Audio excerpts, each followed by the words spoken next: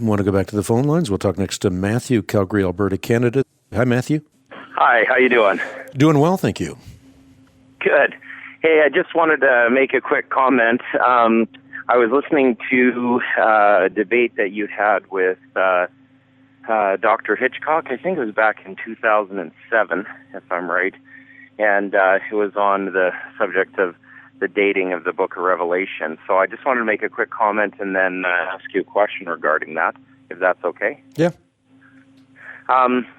So I was listening and I noticed that they had brought up the point of saying that you were being divisive about saying that it was blasphemous, essentially to lower the position of Christ's atonement and separating it for Jews and Gentiles and therefore needing a secondary sacrificial system in the future. So, and I know you have to be cordial in that situation, but I certainly didn't think you needed to apologize for that. I think that it certainly does minimize the atonement, which in essence denies the gospel itself. So I thought, kudos for you for kind of standing in there, in an unfriendly audience and sticking with that. So I really appreciated that.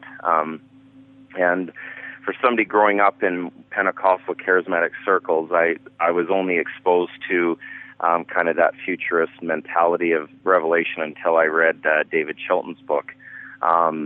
So what I wanted to know is, I just recently did a message on Laodicea and found out the information, I think from Eusebius, about the earthquakes that happened there, which what I was instructing our congregation is this, I thought probably put the dating of that book even before 60 AD, because that church had to have been at least partially intact to have even received that letter and then had to have read it back to their own congregation for that to make any sense. So just want to know your thoughts on that, and if you have any other information that would warrant the argument of an early dating of that book.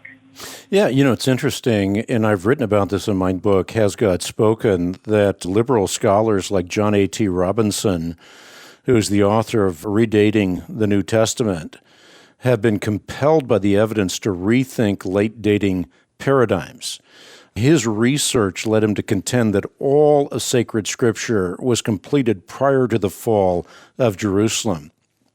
And I have a quote here, in anticipation of your question, where he says, one of the oddest facts about the New Testament is that what on any showing would appear to be the single most datable and climactic event of the period, the fall of Jerusalem, AD 70, and with it the collapse of the institutional Judaism based on the temple, is never once mentioned as a past fact. And so his redating is not just a dogmatic assertion, it's a defensible argument because vast portions of the New Testament are late dated as per fundamentalists, and that fundamentalist bias, whether it's coming from the left or the right, seems incredible to me in that there's no mention of the most apocalyptic event in Jewish history, which is the demolition of Jerusalem and the temple. And I have argued elsewhere as well that, if you have Jesus Christ making arguably one of the most significant prophecies other than the prophecy about his own resurrection, and that prophecy is fulfilled precisely as he made it. The habit of the New Testament writers is to pick up on fulfilled prophecy and to say, this is to fulfill what was prophesied. That's never done. Right. And that seems very, very odd. But there are a lot of other... And this is what I've argued, is that I also find it incredible that nobody talks about the age of age events. There's something unimaginable happening. Is this world wonder, the Temple of Jerusalem, truly not one stone being left on another, would have not been mentioned by any of the writers, is not only unimaginable, but it would have been irresponsible, I think, for them to have not mentioned it at all. Well, it simply wouldn't have happened, and we absolutely know that.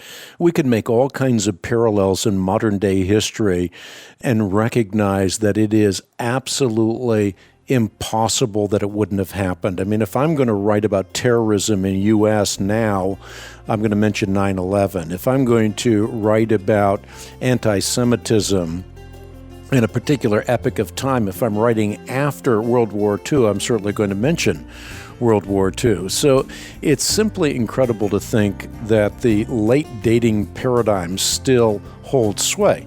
There's no reason for it except for extreme bias from my perspective. And the bias from fundamentalists on the left, of course, is the farther you can get the dating from the original events, the less reliable the original events that are being written about would be. And from fundamentalists on the left, they have a bias because they want to take all the events of the book of Revelation and try to make them correspond to what's happening in the 21st century via newspaper eschatology.